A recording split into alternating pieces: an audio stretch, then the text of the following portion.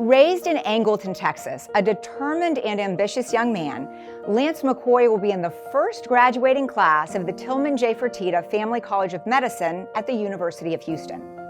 McCoy also became the first U of H med student to participate in a new clinical cardiology rotation, a training program at the Texas Heart Institute Center for Cardiovascular Care led by Dr. Jorge Escobar, an interventional cardiologist and director of undergraduate medical education. Lance began his journey as an MD candidate in 2020 after witnessing his grandmother's heart journey with a ventricular assist device. His passion for medicine and cardiology deepened and solidified his career goals to become a doctor. 13% of the population is African American. And out of that, 13%, only 5% of practicing physicians are Black, and only 2.7% of cardiologists are Black.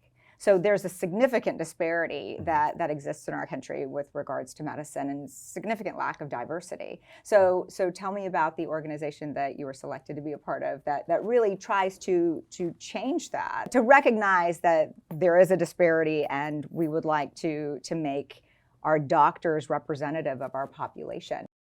Honestly, I never would have got to MD Anderson if it wasn't for Prairie View and if it wasn't for the undergraduate medical academy that I was selected for. And basically the whole purpose of it is to increase the diversity in terms of students matriculating into like dental medicine, pharmacy, veterinary school, and then medical school as well. And so while you were at U of H, you discovered, or had you already known about the Texas Heart Institute?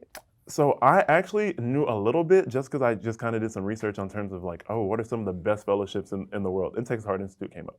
I really loved, kind of reading up a little bit on the history and kind of what Dr. Cooley did and all the accomplishments. And then every time I meet a different cardiologist, they're like, oh, I'm on the Cooley tree. And then I had to learn what that meant. And it's like, a really prestigious thing.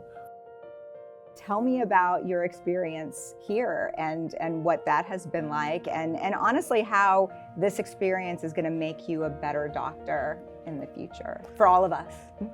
So first off, just being with Dr. Escobar is awesome.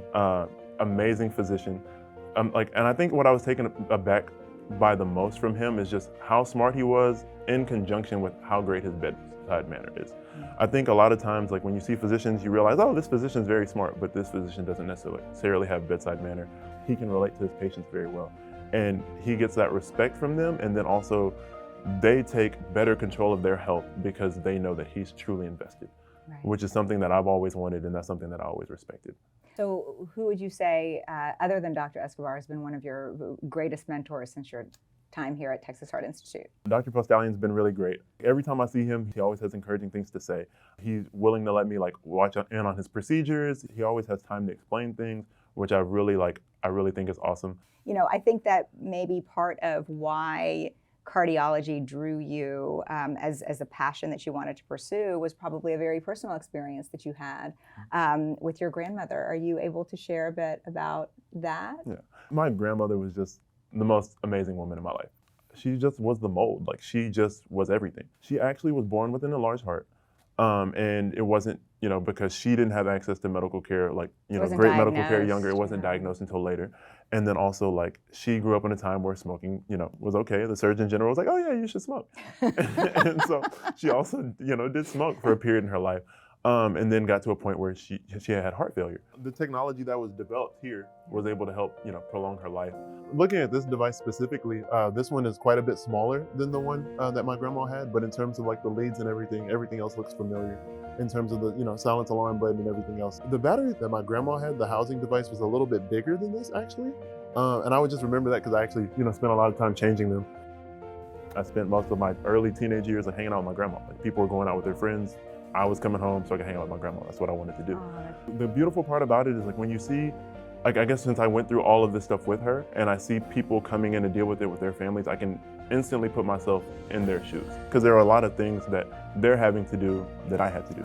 Like going to visit your loved one in the ICU, I had to do that. Putting on basically a hazmat suit because your loved one has contact precautions, I had to do that. So it's kind of when somebody's like, you don't necessarily know how I'm feeling, or if somebody says that, I'm like, actually, on a really deep level, I do. The greatest part is whenever I get to go see a patient by myself, in certain patients, I see her. And that is has been one of the most rewarding parts of this whole thing. And you see the family members that are struggling and going through what you experienced. And then I see myself and my family members in them. So that's good. It's going to make you a phenomenal doctor. I sure hope so. I don't have any doubt. And the fact that, you were able to spend some time at the Texas Heart Institute, because you're blazing new trails, and this is just the beginning of what is sure to be one of the most magnificent careers of any doctor. With his unwavering determination and impressive background, Lance McCoy is on track to fulfill his dreams of becoming a compassionate and skilled physician. His journey is just beginning, and the world eagerly awaits the impact he will make in the field of medicine.